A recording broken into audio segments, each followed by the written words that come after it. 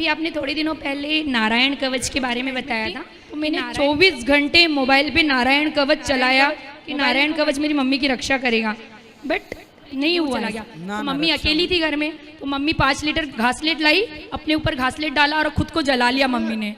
बिस्मिल्लाहिर्रहमानिर्रहीम। अस्सलाम वालेकुम दोस्तों। एक हिंदू औरत अपने ऊपर पेट्रोल छिड़क कर अपने आप को आग लगा लेती है। उस हिंदू औरत की बेटी आती है अनिरुद्ध आचार्य के पास और आकर गिला करती है कि मेरी माँ ने एक तो जो है वो ये स्टेप लिया, लेकिन उसके बाद आप कहते हैं कि भगवान की पूजा किया करो, इस भगवान का जो है वो नाम लिया करो, तो आपकी जो है वो सारी मुश्किलात दूर हो जाएंगी। तो दोस्तों आइए हम देखते हैं कि भगवान के रिलेटेड उस औरत का क्या गिला था और उस पर पंडित का क्या जवाब था, उसकी माँ ने ऐसा क्यों किया। उसके बाद डॉक्टर जाकिर नायक साहब का जवाब भी जानते हैं, पंडित का जवाब भी जानेंगे। वीडियो बहुत इन्फॉर्मेटिव है, आइए वीडियो को स्टार्ट करते हैं। अभी आपने थोड़े दिनों पहले नारायण कवच के बारे में बताया था कि नारायण कवच यदि किसी व्यक्ति से बीमार है तो उसको अपन बताएंगे तो नारायण कवच उसकी रक्षा करेगा।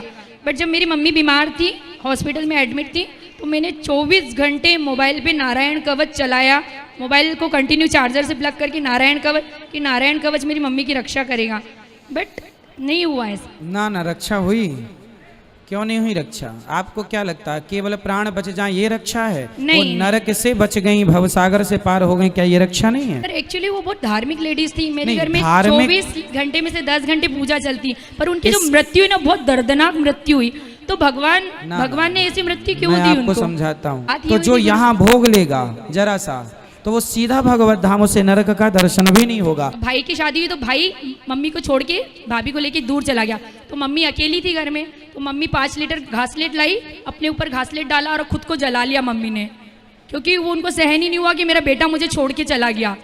जब वो जली ना, तो वो मृत्यु नहीं थी उस दिन उनकी, इसलिए वो मरी। हॉस्पिटल में डॉक्टर ने बोला ये 5-6 दिन से ज़्यादा जिएंगी नहीं, और उनकी मृत्यु हो गई। मृत्यु केवल भाई छोड़ के गया और उन्होंने खुद को जला लिया। उसके 1 महीने पहले वो मेरे पास आई थी कि भैया मेरे से अच्छा नहीं रह रहा, मुझे गौरी गोपाल छोड़ के आ जा, गौरी गोपाल छोड़ के आ जा। तो मैंने कहा मम्मी यदि मैं आपको गौरी गोपाल छोड़ के आऊँगी तो पूरी दुनिया मुझे हंसी उड़ाएगी कि एक माँ को रखते नहीं बना, 2 रोटी देते नहीं बनी, और गौरी गोपाल छोड़ के आ गई। वालेकुम डॉक्टर जाकिर नायक, मेरा नाम अब्दुल्ला है।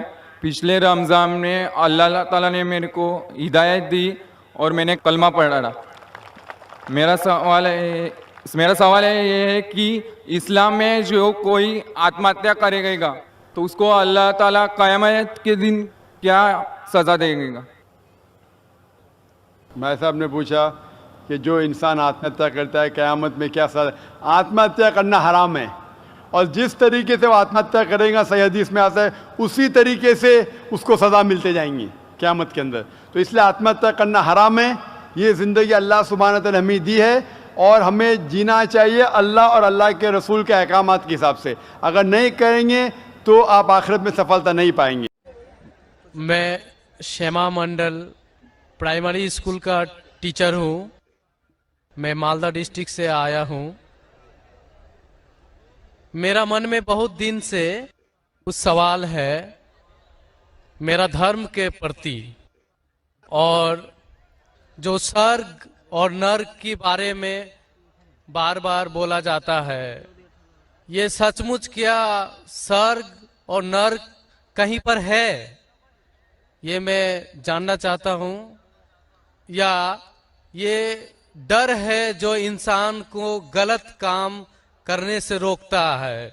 इसके बाद मूर्ति पूजा के कारण रामदेव बाबा जी बोलते हैं, श्री श्री रविशंकर भी बोलते हैं कि मूर्ति पूजा, जैसे कि जो मूर्ति है जो अपना कर्म किया है, पहले धर लीजिए कि हम लोग कृष्ण को मानते हैं, तो कृष्ण ने जितना कर्म किया है, अगर हम मूर्ति को देखते हैं तो उसको गुण जो है वो हमें याद आने लगता है।